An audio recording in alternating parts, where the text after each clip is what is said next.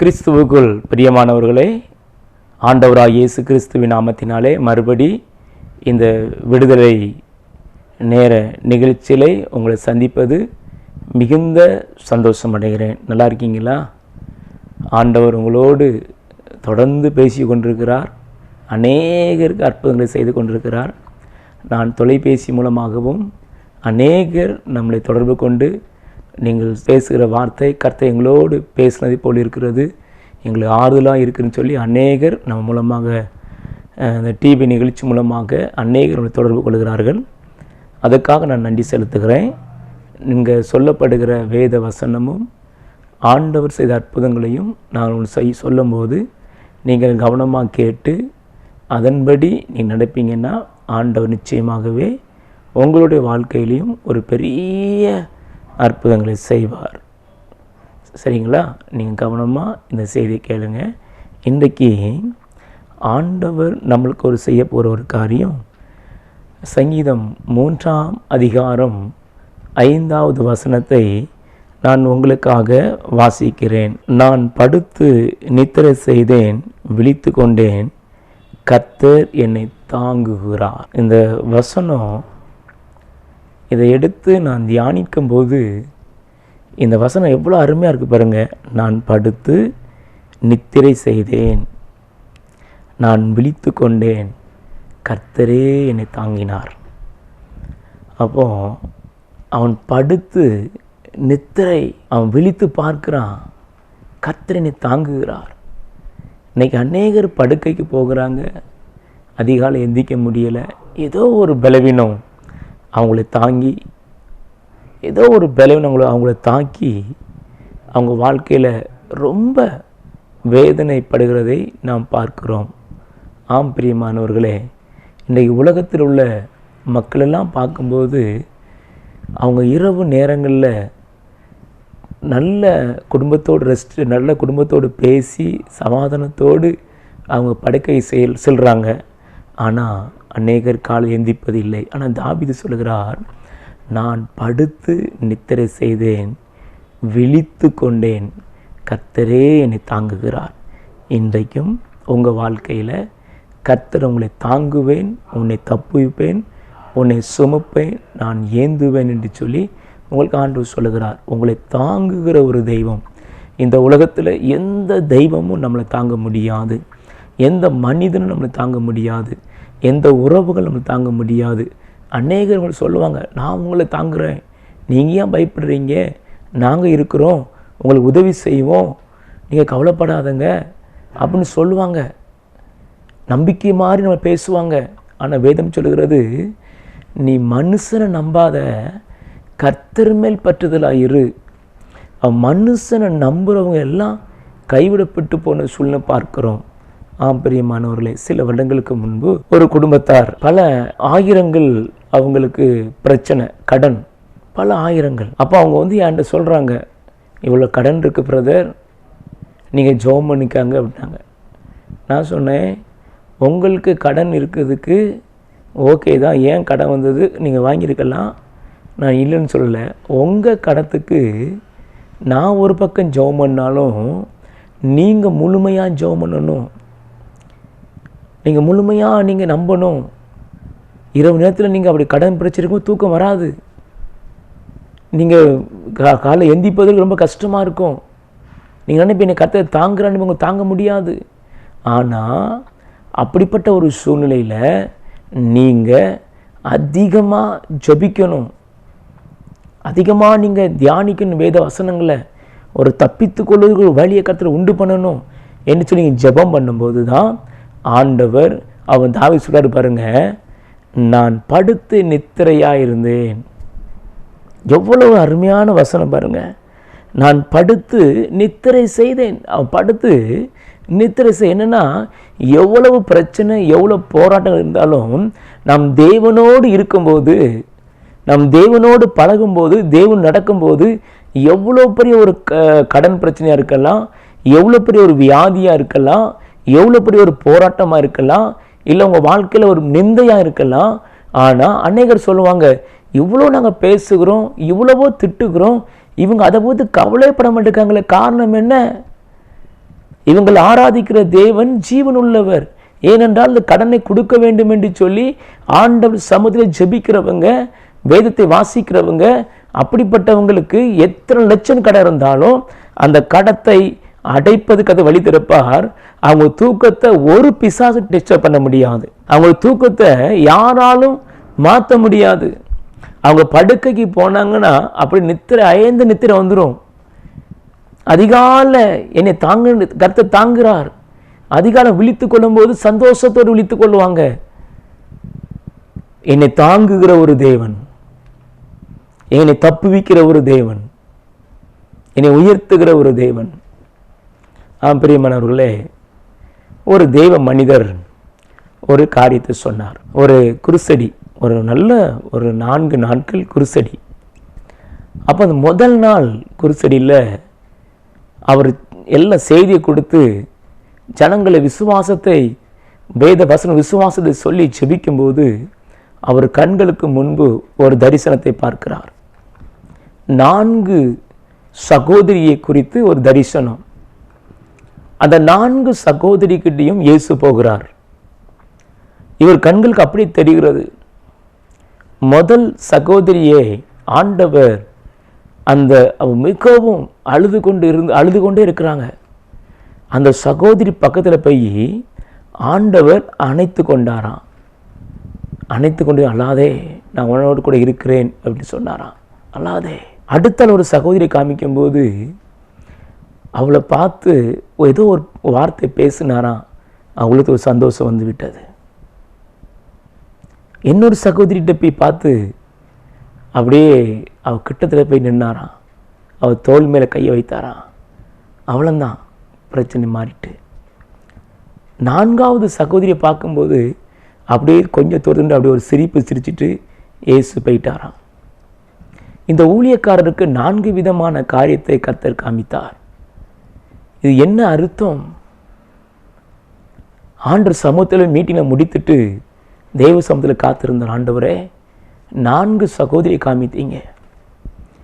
முதல் ஒரு சகோதரியை காமிக்கும்போது அவளை அணைத்து கொண்டு அவளோட பேசினீங்க. என்ன பேசுனீங்க ஆண்டவர்? அப்போ அந்த ஆண்டு சொன்னாரா, இவள் மிகவும் நெருக்கப்பட்ட ஒரு மகள். அவளை அரவணைத்து அவளோட பேசினா அவள் சமாதானம் ஆயிடுவா. அப்போ 2வது, அவளும் நான் அரவணைத்து சில காரியத்தை பேசும்போது சந்தோஷமாயிருவா. 3வது சகோதரி மேலே கை வச்சிங்களே, நான் கையை வச்சாலே என் மகள் சந்தோஷமாயிருவா. அப்போ 4வது சகோதரி, நான் பார்த்து சிரித்தாலே அவள் துயரமெல்லாம் மாறிவிடும். அதே போல தாங்க இந்த 4 சகோதரியை பார்க்க 4 பேர் ஒவ்வொரு விதமான ஒரு காரியத்தில் அவங்க செயல்பட்டு கொண்டிருந்தாங்க.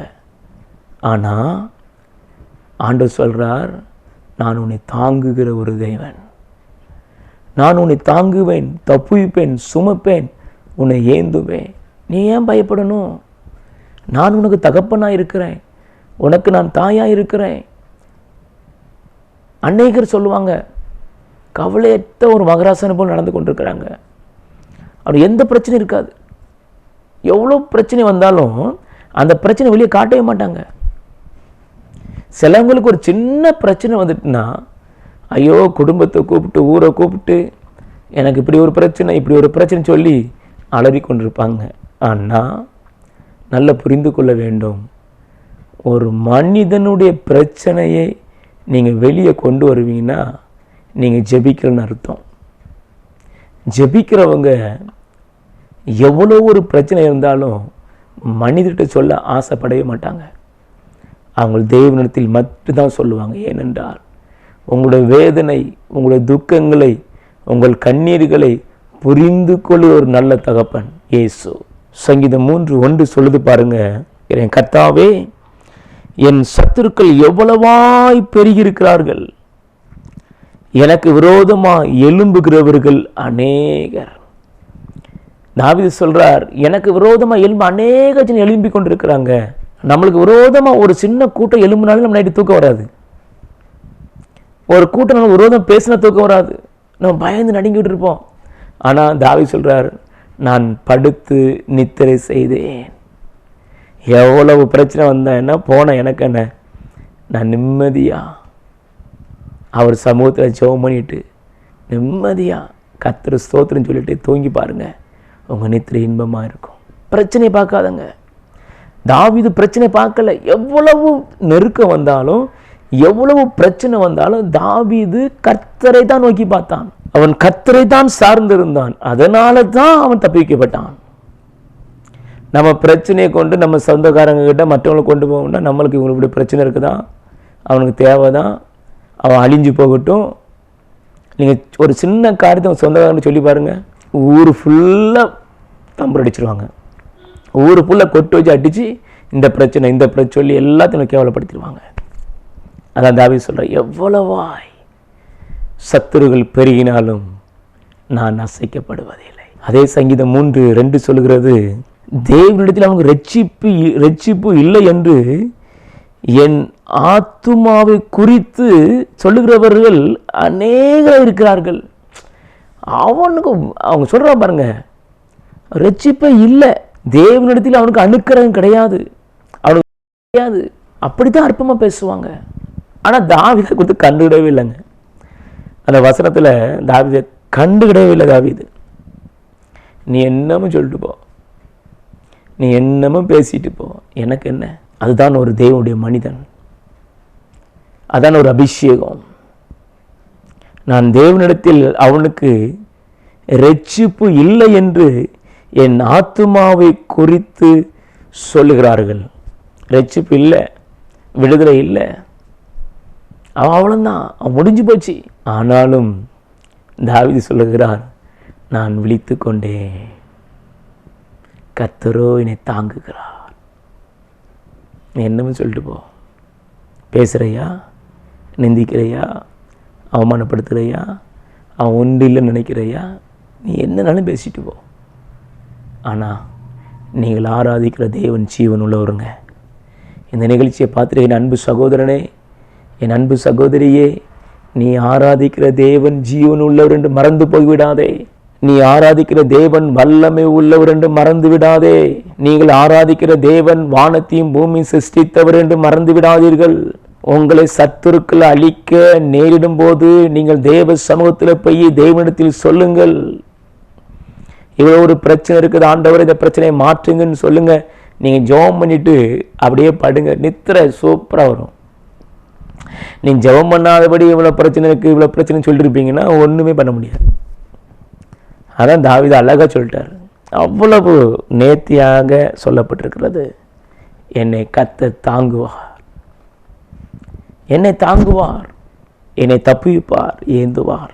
சங்கீதம் 3:3 சொல்கிறது, ஆனாலும் கர்த்தாவே நீர் என் கேடகமும் என் மகிமையும் என் தலையை உயர்த்துகிறவருமாயிருக்கிறீர். அவன் பாருங்க, நீர் தான் எனக்கு கேடகம், நீர் தான் மகிமை,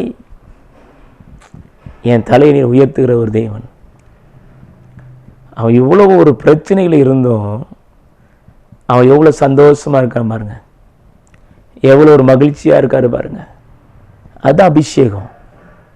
உங்களுக்குள்ள தேவ அபிஷேகம் இருக்குமானால், உங்களுக்குள்ள கர்த்தருடைய மகிமை இருக்குமானால், எத்தனை பேர் உங்களை அவமானப்படுத்தினாலும், எத்தனை பேர் உங்களுக்கு விரோதமாக எழும்பி வந்தாலும் உங்கள் வீட்டுக்கு கேட்டு வரும். அந்த கேட்ட கூட தொட முடியாது சத்ரு. நீங்கள் அநேகர் இப்போ இந்த நிகழ்ச்சியை பார்த்து கொண்டு இருக்கிறீங்க. ஒரு சிலர் நீங்கள் யோசிக்கிறீங்க, எங்கள் வீட்டில் சத்ரு போராட்டம் அதிகமாக இருக்கிறது, அதிக கடன் பிரச்சனையோடு இருக்கிறோம், இது எப்படி அடைக்கிறது, வழியே இல்லையே நீ நினைத்து கொண்டிருக்கலாம்.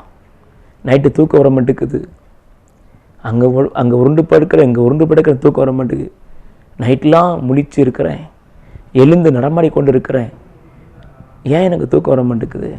நல்லா புரிந்து கொள்ள வேண்டும். உங்கள் வாழ்க்கையில் 1000 பிரச்சனை இருந்தாலும் நீங்கள் ஜெபம் பண்ணதை மறந்துடக்கூடாது. கவலைப்படுவதனால் தன் சரீரத்தில் ஒரு முழம் கூட்ட யாரால் முடியும்? ஒருவரால் முடியாது. வேதம் தான் அதுதான் சொல்கிறது. கவலைப்பட்ட கடனை அடைய போகுதா? கவலைப்பட்ட உங்கள் மகளுக்கு திருமண காரியம் வாய்க்க போகுதா? இல்லை நீங்கள் கவலைப்பட்ட ஒரு கற்பத்தின் கனி கிடைக்க போகுதா? இல்லை கடன் பட்டாச்சுன்னா வியாதி மறைய போகிறதா? இல்லை கடன் பட்டாச்சுன்னா நீங்கள் எல்லாம் சரியாக போகுதா? ஒன்றும் ஆகாது. நீங்கள் கவலைப்படவே கூடாது. இயேசு அதான் சொல்கிறார், கவலைப்படுவதனால் எவன் தன் சரீரத்தை ஒரு மலம் கூட்ட முடியும்? ஒரு மணாலும் கூட்ட முடியாது. அதை நீங்கள் நல்லா புரிந்து கொள்ள வேண்டும். கவலைப்பட்டு கவலைப்பட்டு வியாதியை கொண்டு வந்து, பிரச்சனையை கொண்டு வந்து, போராட்டத்தை கொண்டு டென்ஷன் ஆகி, ஏன் டென்ஷன் ஆகுறீங்க? ஏன் இப்போ அந்த போராட்டத்தை யோசிக்கிறீங்க? எதுவுமே யோசிக்காதுங்க. நீ யோசிக்க ஆரம்பித்தாலும் ஒன்றும் நடக்க போகிறது கிடையாது. நான் அடிக்கடி சொல்கிற ஒரு காரியம், 36 லட்சம் ரூபாய் கடன் இருக்கும்போது நான் எதையும் யோசிக்கவே மாட்டேன். நான் ஜெபம் பண்ணும், ஆண்டவர் கடத்தை அடைக்க உதவி செய்யுங்க, நல்ல வேலை செய்ய பலன் தாங்க, அதெல்லாம் இந்த ஊழியம் செய்ய பலன் தாங்கன்னு ஜெபம் பண்ணுவேன். ஆனால் இந்த கடன் எப்படி அடைக்க போகிறேன், எப்படி இதை வந்து விடு, அதெல்லாம் நான் யோசிக்கலை. கர்த்தர் செய்வார். எல்லாரும் சொல்லுவாங்க, எப்படி இவ்வளோ பிரச்சனை வச்சுட்டு எப்படி தூங்கி எந்திக்கிற? நல்லா தூங்கிடுவேன். இப்பவும் அப்படி தான். எவ்வளோ பெரிய பிரச்சனை வந்தாலும் என் தூக்கத்தை என் சத்துரு தொட முடியாது. ஏண்டான என்னோடு இருக்கிறவர் பெரியவர், பெரியவர். ஒரு தாவீதுக்கு ஒரு சவுல் இருப்பானால், தாவீதுக்கு விரோதமாக சவுல் கட்டாயம் ஒரு இருந்தது உண்மை. அந்த சவுல் துரத்தினால தான் தாவீதுக்கு தேவ சவுல் அதிகமாக ஜெபிக்க ஆரம்பித்தார். ஒரு வைராக்கியம் வந்தது. அவன் உங்களுக்கு விரோதமாக யார் எழும்புனாலும் கவலைப்படாதுங்க, ஜெபம் பண்ணுங்க. ஒரு வாலிப தங்கச்சி யோசிக்கிறீங்க, இந்த பிறகு இவ்வளோ தைரியமாக பேசுகிறாங்களே, கட்டாயம் எங்கள் குடும்பத்தில் ஒரு மாற்றம் வருமா? கட்டாயம் மாற்றம் வரும் தங்கச்சி. நீ இயேசுவை மாத்திரம் பாரு. நீ ஒரு காரியம் ஒன்று சொல்கிறேன், நீ அநேகர் எனக்கு உதவி செய்யணும்னு பின்னாடி ஓடிக்கொண்டிருக்க பாரு, அதை நிறுத்து மேலே, அதை நிறுத்து. எனக்கு அவங்க உதவி செய்வாங்க, எனக்கு இவங்க உதவி செய்யணும்னு பின்னாடி ஓடிட்டு இருக்கல்ல, அதை முதல்ல நிறுத்து. உன்னை படைத்தவர், உன்னை உருவாக்குனவர் உன் தேவை சந்திப்பார். நீ எதுக்கு பின்னாடி போகணும்? நீ ஆண்டோடைய பிள்ளையாயிரும், ஜெபம் பண்ணு. உன் வாழ்க்கையில் கதை பெரிய காரியம் செய்வார் மகளே, பயப்படாத. சங்கீதம் 3:4 சொல்கிறது, நான் கர்த்தரே நோக்கி சத்தமிட்டு கூப்பிட்டேன், அவர் தமது பரிசுத்த பருவத்தில் இருந்து எனக்கு செவி கொடுத்தார். தாவீது சொல்றது இல்லை, நான் கர்த்தரையே நோக்கி சத்தமிட்டு கூப்பிட்டேன். அதனால தான் தாவீது நல்ல நித்திரை செய்தான், விழித்து கொண்டான், கர்த்தரே அவனை தாங்கினார். அப்போ நீங்கள் நல்லா புரிந்து கொள்ள வேண்டும். அந்த நான் கர்த்தரை நோக்கி சத்தமிட்டு கூப்பிட்டேன், அவர் தமது பரிசுத்த பருவத்தில் இருந்து எனக்கு செவி கொடுத்தார், என் ஜெபத்தை கேட்டார். அப்போ நம்முடைய ஜெபம் கேட்கப்படணும். அப்போ தாவீதினுடைய ஜெபத்தை கர்த்தர் கேட்டதுனால தான் அவனுக்கு நல்ல தூக்கத்தை கொடுத்தார், நல்ல பலனை கொடுத்தார், நல்ல ஆரோக்கியத்தை கொடுத்தார். இன்றைக்கி நம்முடைய ஜெபம் எப்படி இருக்கிறது? கொஞ்சம் ஒரு ஆள் நம்மளை பேசிட்டாங்கன்னா அவனுக்கு பதில் பேசாமல் நம்ம இருக்க மாட்டோம். நம்மளுக்கு விரோதமாக ஒரு ஆள் எதாவது செஞ்சிட்டாங்கன்னா அவங்கள உண்டு இல்லாமல் பார்க்க விட மாட்டோம். அதெல்லாம் நம்மளுடைய வேலை கிடையாது. நம்முடைய வேலை என்ன? தேவ சமூகத்தில் ஜெபிக்கிற வேலை. நம்ம ஜெபம் பண்ணும்போது தான் ஆண்டவர் நம்முடைய ஜெபத்தை கேட்டு என்னென்ன காரியத்தை விடுதலை தர வேண்டுமோ அது விடுதலை தருவார். அதான் அந்த 3:4 சொல்கிறது, நான் சத்தமிட்டு கூப்பிட்டேன்.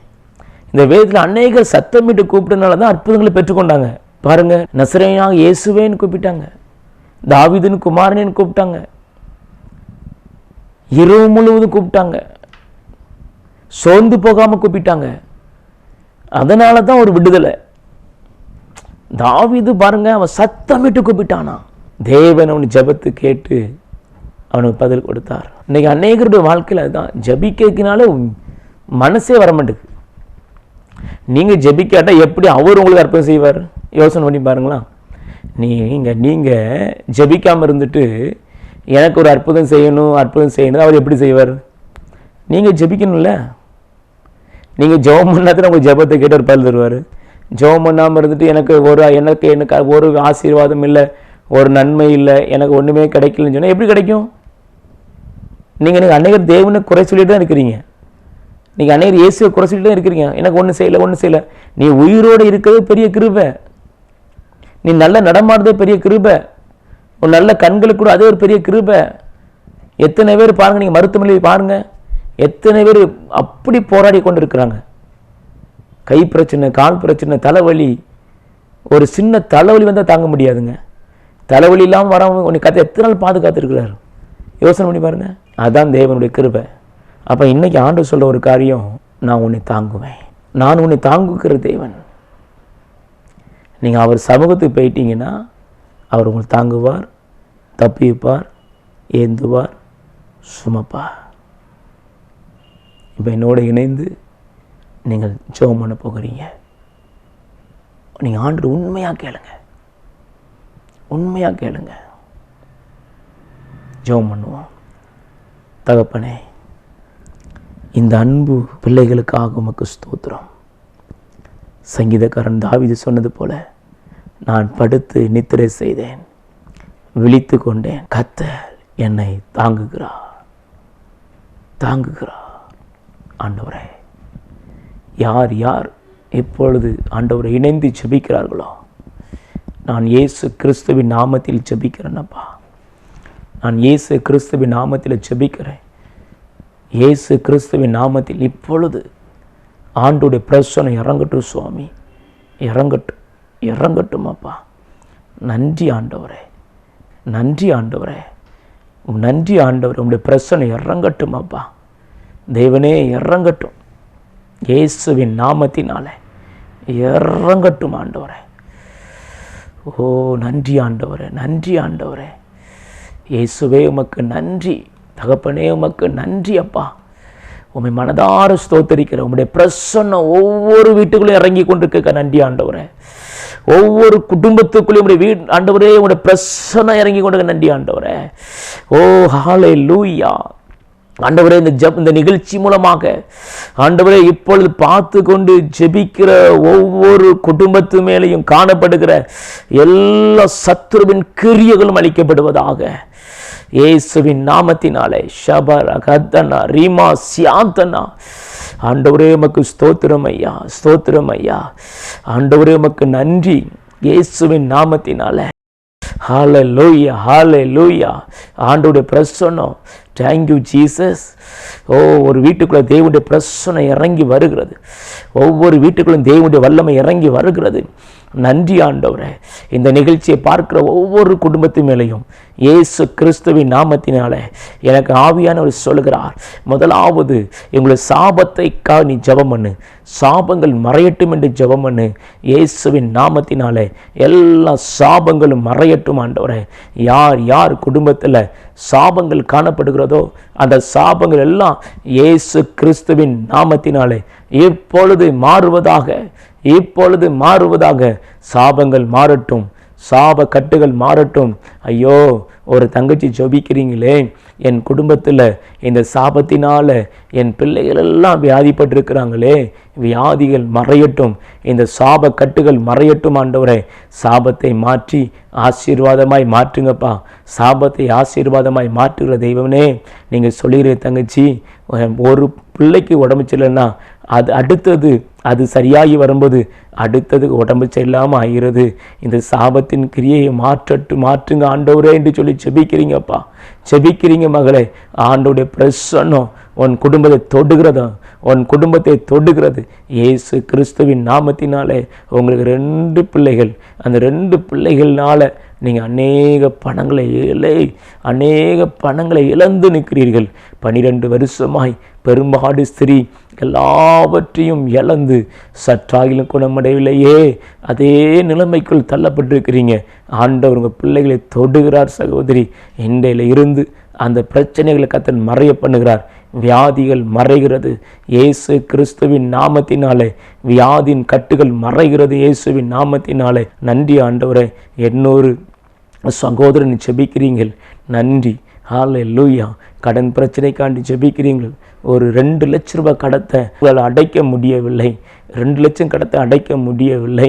ஆண்டவர் வழிகளை திறக்கிறார் சகோதரனே இயேசுவின் நாமத்தினாலே. அது ஒரு சாபம். அந்த சாபம் இருக்கும்போது நீங்கள் எவ்வளோதான் கடத்தை அடைக்க நினைத்தாலும் அதை அடைக்க முடியாது. நீங்கள் இன்னைக்கு ஒப்பு கொடுத்தபடினால் உங்கள் சாபத்தை கர்த்தர் மாற்றுகிறார் சகோதரனே இயேசுவின் நாமத்தினாலே. நன்றி அப்பா, நன்றி. ஆவின்னு சொல்லுகிறார். நீ சபைக்கு உண்மை உள்ளவனாயிரு என்று சொல்லுகிறார். நீ இயேசுக்கு உண்மை உள்ளவனாயிரு என்று சொல்லுகிறார். நன்றி அப்பா. நீங்கள் அப்படியே செய்யுங்க ஆண்டவரே. சாபத்தை ஆசீர்வாதமாய் மாற்றுங்க இயேசுவின் நாமத்தினாலே. ஆண்டுடைய பிரசன்னம் இறங்கி கொண்டிருக்க நன்றி ஆண்டவரே. ஒரு அருமையான தாயார் ஜெபிக்கிறீங்க. என் மகள் சிறு வயது தான், ஆனாலும் தைராய்டு கட்டினால் ரொம்ப பாதிக்கப்படுகிறாள் என்று சொல்கிறீங்களா? அந்த தைராய்டு கட்டி இயேசுவின் நாமத்தினாலே அப்படியே மறைவதாக இன்று இரவு மறையட்டும். இயேசுவின் நாமத்தினாலே அந்த தைராய்டு கட்டிகள் இயேசுவின் நாமத்தில் மறைந்து போவதாக. இப்பொழுது யார் யார் தைராய்டு கட்டியோடு ஜெபிக்கிறாங்களோ அந்த கட்டிகள் மறையட்டும் இயேசுவின் நாமத்தினாலே. உங்களுடைய சுகமளிக்கும் வல்லமை இறங்கி கொண்டிருக்க நன்றி அப்பா. தூக்கத்தை கெடுக்கிற பொல்லாத ஆவிகள் இயேசு கிறிஸ்துவின் நாமத்தினாலே குடும்பத்தோடு அகன்று போவதாக, குடும்பத்தோடு விலகி போவதாக. தூக்கத்தை கெடுக்கிற பொல்லாத சத்துருக்கள் இயேசுவின் நாமத்தில் விலகட்டும். யாரோ ஒரு சகோதரி ஜெபிக்கிறீங்க, உங்கள் வீட்டுக்குள்ளே நடமாடுறது போல், ஆள் நடமாடுறது போல காணப்படுகிறது. அந்த வல்லமை அழிக்கப்படுகிறது. அது ஒரு பிசாசுடைய கிரியை, அது ஒரு பிசாசுடைய வல்லமை. உன் முப்பிதாக்கள் ஆராதித்த அந்த வல்லமை அது இயேசுவின் நாமத்தினாலே இன்றையோடு உன் வீட்டை விட்டு மறைகிறது இயேசு கிறிஸ்துவின் நாமத்தினாலே. நன்றி ஆண்டவரே, நன்றி. ஹல்லேலூயா ஆண்டவரே, ஸ்தோத்திரம். படிப்பு காண்டி ஜெபிக்கிற பிள்ளைகளுக்காண்டி ஜெபிக்கிற, படிப்பை ஆசீர்வதிங்கப்பா, படிப்பை ஆசீர்வதிங்க. அநேக குடும்பத்தில் கட்டுகள் உடையட்டும், கட்டுகள் உடையட்டும் இயேசுவின் நாமத்தினால். வியாபாரத்துக்காண்டி ஜெபிக்கிற, குடும்பத்துக்காண்டி ஜெபிக்கிறேன். யார் யார் வியாபாரம் செழிக்க வேண்டும் என்று ஜெபிக்கிறார்களோ அவங்கள் குடும்பத்தில் எல்லாம் இந்த மாதமே ஆண்டுடைய வல்லமை இறங்கட்டும். இந்த நாள் இயேசுவின் நாமத்தில் ஒரு அற்புதத்தின் நாளாய் மாறட்டும் இயேசுவின் நாமத்தினாலே. இந்த நாள் அவங்கள் குடும்பங்களில் ஒரு அற்புதத்தின் நாளாய் மாறட்டும் இயேசுவின் நாமத்தினால். இயேசுவின் நாம வியாபாரம் பெருகட்டும், வியாபாரம் செழிக்கட்டும் ஆண்டவரே, வியாபாரம் செழிக்கட்டும் ஆண்டவரே இயேசுவின் நாமத்தினாலே. கடன் பிரச்சனைகள் மறையட்டும் இயேசு கிறிஸ்துவின் நாமத்தினாலே. சரீரத்தில் காணப்படுற சகல பலவீனங்களும் இயேசு கிறிஸ்துவின் நாமத்தில் மறையட்டும் இயேசு கிறிஸ்துவின் நாமத்தினாலே. சகல பலவீனங்கள் மறையட்டும். Thank you Jesus, thank you Jesus. சகல பலவீனங்கள் மறையட்டும் இப்பொழுது இயேசு கிறிஸ்துவின் நாமத்தினாலே. சகல பலவீனம் மறையட்டும். என்னென்ன பலவீனத்தோடு இருக்கிறார்களோ, என்னென்ன போராட்டத்தோடு இருக்கிறார்களோ, மந்திரத்தினால் பாதிக்கப்பட்ட குடும்பங்கள் இயேசுவின் நாமத்தினாலே மந்திர கட்டுகள் உடைக்கப்படுவதாக. வெள்ளி சுனில பாதிக்கப்பட்ட குடும்பங்களுக்குள்ள இயேசுவின் ரத்தம் தெளிக்கப்படுவதாக. தெய்வ தூதர் இறங்குவார்களாக. ஒவ்வொரு வீடுகளுக்குள்ளும் பரிசுத்த ஆவியானுடைய வல்லமை இப்பொழுது பலமாய் ஊற்றப்படுவதாக இயேசுவின் நாமத்தினாலே. யார் யார் குடும்பத்துக்கு விரோதமாய் சத்துரு எழும்பி நிற்கிறானோ இப்பொழுது எல்லா பில்லி சூனியங்களும் மாந்திரிகத்தின் வல்லமைகளும் கையெல்லாம் போராட்டங்கள் நெருக்கங்களும் இப்பொழுது இயேசு கிறிஸ்துவின் நாமத்தினாலே ஒன்றுமில்லாதபடி செயலிழந்து போகட்டும் இயேசுவின் நாமத்தினாலே. பயப்படுத்துகிற ஆவிகள் குடும்பத்தோடு விலகட்டும். ஏமாற்றத்தின் ஆவிகள் இயேசுவின் நாமத்தில் மறையட்டும். தோல்வியின் ஆவிகள் இயேசுவின் நாமத்தில் மறையட்டும். வெற்றியின் ஆவி உண்டாகட்டும். பரிசுத்த ஆவியானவரே, இந்த நிகழ்ச்சியை பார்க்கிற ஒவ்வொரு குடும்பத்து மேலேயும் கர்த்தருடைய வல்லமை இறங்கட்டும் இயேசு கிறிஸ்துவின் நாமத்தினாலே. இப்பொழுது அற்புதம் நடப்பதாக. ஒவ்வொருவரையும் கர்த்தர் தொடுமடியாய் ஜெபிக்கிறோம். ஒவ்வொரு குடும்பத்தையும் தொடுமடியாய் ஜெபிக்கிறோம் ஆண்டவரே. இயேசுவே உமக்கு நன்றி. உம்முடைய கரத்தில் ஒப்பு கொடுக்கிறோம் அப்பா. நீர் பொறுப்படுத்திக் கொள்ளும், நீர் ஆசீர்வதியும். உங்கள் நாமம் மையப்பெறட்டும் இயேசு கிறிஸ்துவின் நாமத்தில் ஜெபிக்கிறோம் பிதாவே, ஆமென். பிரியமானவர்களே, இந்த நிகழ்ச்சி உங்களுக்கு ஆசீர்வாதமாக இருந்திருக்கும். நீங்கள் பெற்ற நன்மைகளை எங்களோட தொடர்பு கொள்ளுங்கள். உங்களுக்காக ஜெபிக்க ஆயத்தமாக இருக்கிறோம். உங்களுக்கு திரையில் இந்த நம்பரு போடுவார்கள், அதை பார்த்து நீங்கள் பெற்ற நன்மைகளை எங்களுக்கு எழுதுங்கள், மறவாதிருங்கள். கர்த்தர் உங்களை ஆசீர்வதிப்பாராக.